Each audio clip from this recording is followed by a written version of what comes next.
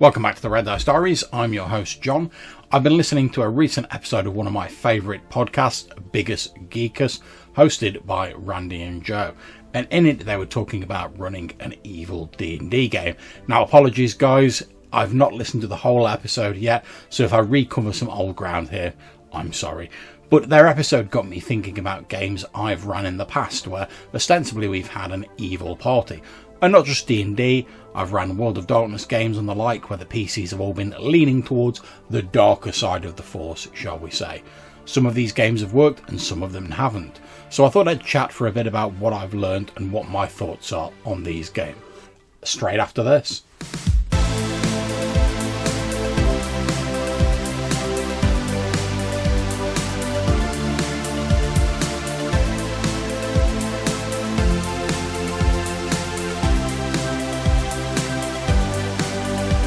Okay, so evil games. I suppose the first thing would be, how do you define evil? Particularly if you're playing in a game where there isn't a handy little alignment box at the top of your character sheet.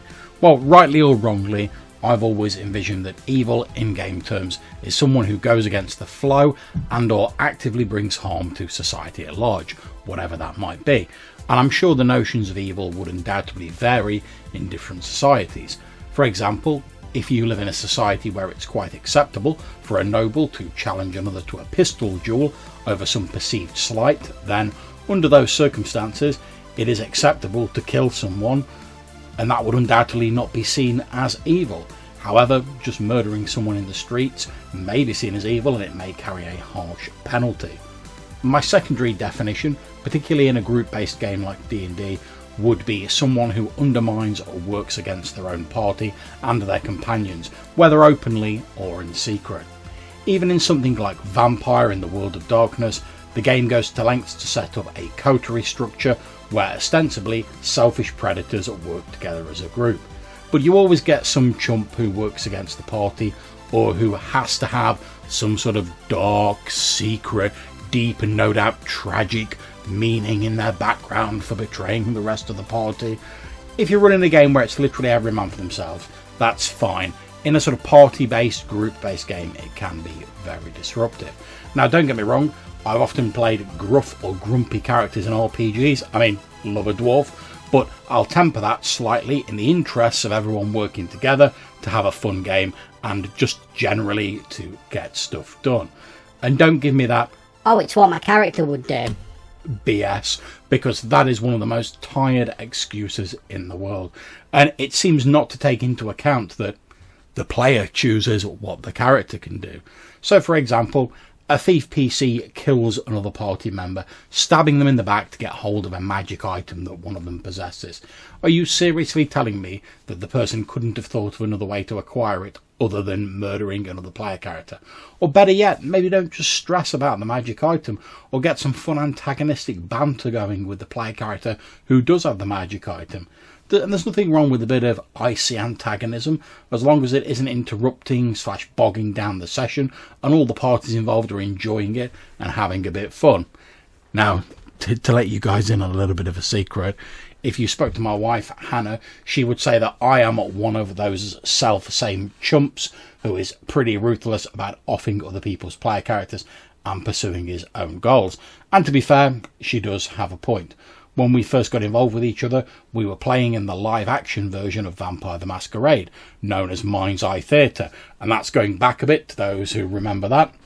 The whole point of MET, as it's known, is that each character is an individual attempting to barter favours and screw over their rivals so they can claw their way to the top of vampiric social structures.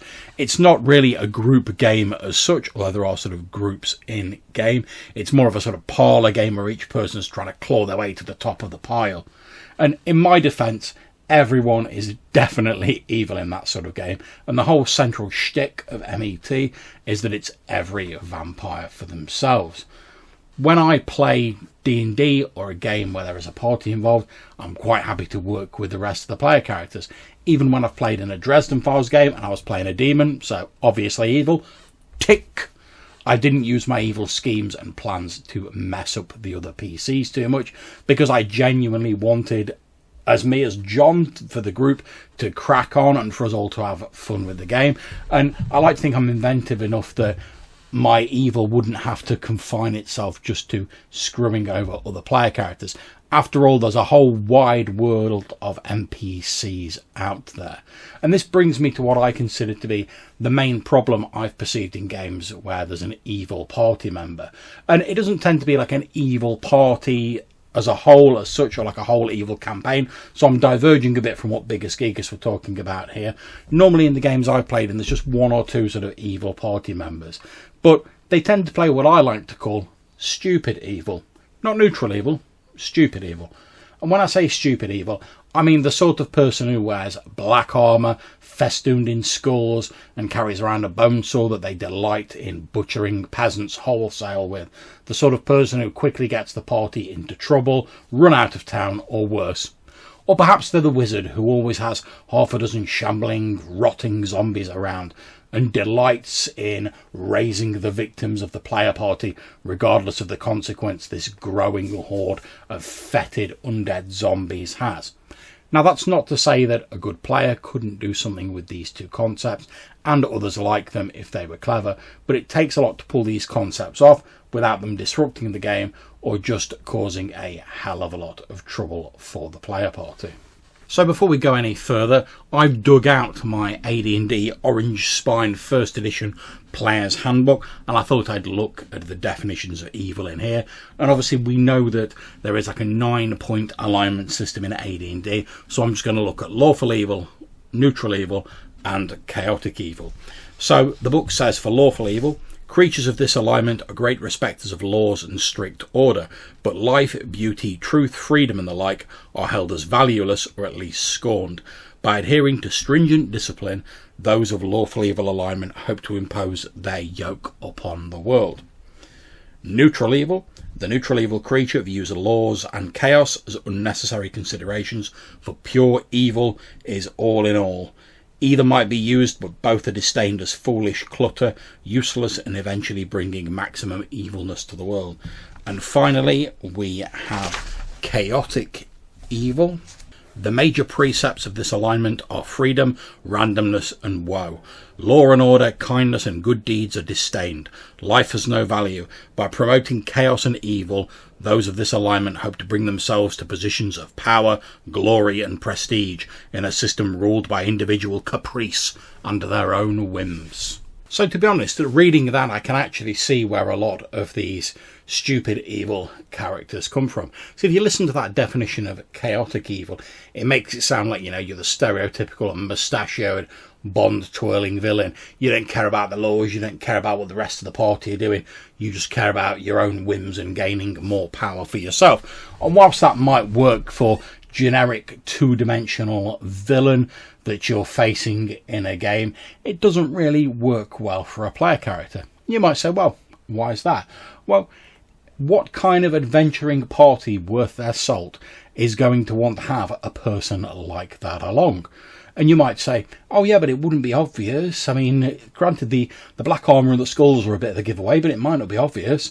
And yeah, a cunning player might keep that sort of under wraps for a bit. But if you take that description of chaotic evil there, someone who's just out for theirself and they'll do whatever they take to grab power, it's not going to take the party long to realise that having this person along is more trouble than it's worth. And they will soon divest themselves through whatever means seems applicable of this person, because it's just going to get them into so much trouble. So by now you might be thinking, well, it sounds like what you're saying is that you shouldn't really have evil PCs in a game, John. And to be honest, by and large, I probably wouldn't recommend it. Not that I'd outright ban it, but I wouldn't recommend it. Purely because I think it does take a little bit of skill and a little bit of experience to pull off an evil character, particularly if you're not in an all-evil party. I mean, if you're in an all-evil party and you're playing like a whole evil campaign, that's a little bit more easier in my opinion. And if you're going to do that, I would recommend listening to the Biggus Geekus episode I discussed at the start of this broadcast. I'll put a link in the description down below. But if you're trying to get away with playing an evil character in another game, you need to be a little bit cunning. Basically, your worth to the player party needs to overpower any negative effects they are getting from your evil doings. So to go back to our example of the thief who really wants the magic item, let's say that thief is like stealing a few bits and pieces from NPCs as you go through each town. Now, as long as he's not getting caught all the time, and it's not like he's not stealing anything that's going to get him shot or hung or anything like that, but he's actually really useful to the player party because he's finding all these traps in the dungeons, he's hooking them up with Thieves Guild contacts and all that. They might be like, and he's not stealing anything from them, they might be like, yeah, he's a bit light-fingered, occasionally things fall into his pocket, but he's pretty handy in a tight squeeze, and they probably won't see him as overtly evil. Likewise, if you've got a cleric who's like worships some sort of evil god, and you're like, oh yeah, okay, yeah, he does worship this strange god with all these weird practices. However, his ability to command the undead proved pretty useful when we were exploring those tombs last month, and he was able to turn the Lich's forces against our enemy and keep them off our back, and he's always been pretty handy with the spells. And again, he's never done anything to us, he's always supported us. They're probably going to overlook whatever quirky eccentricities this black-robed priest has. It's also been my experience that people we would tend to nowadays classify as evil, in inverted commas, seldom do stuff because they wake up in the morning and think, oh, I want to be evil today. They normally do things because they believe they're going to gain some benefit from it, or it's going to advance their aims and goals in some way. It's only when those goals and the actions they take to get to them conflict with the rest of society that they get that label of evil slapped on them. So that is also something to bear in mind when you're playing an evil character.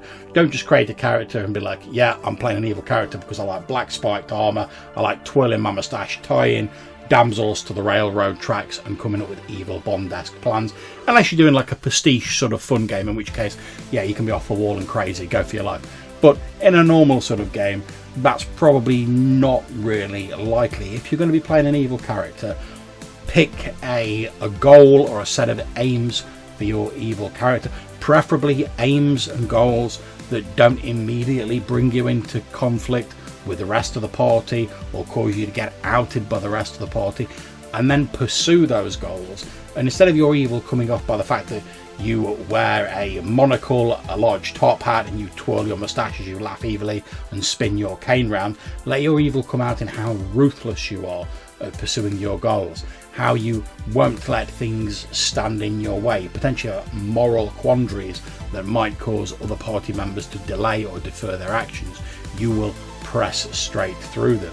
And then, although it might unsettle the rest of the party, and you might get a bit of fun role players, they're trying to sort of bring you around to their way of thinking. They're not immediately going to be, oh, this person is a danger to the player party, we need to get rid of them straight away or turn them into the city watch or whatever.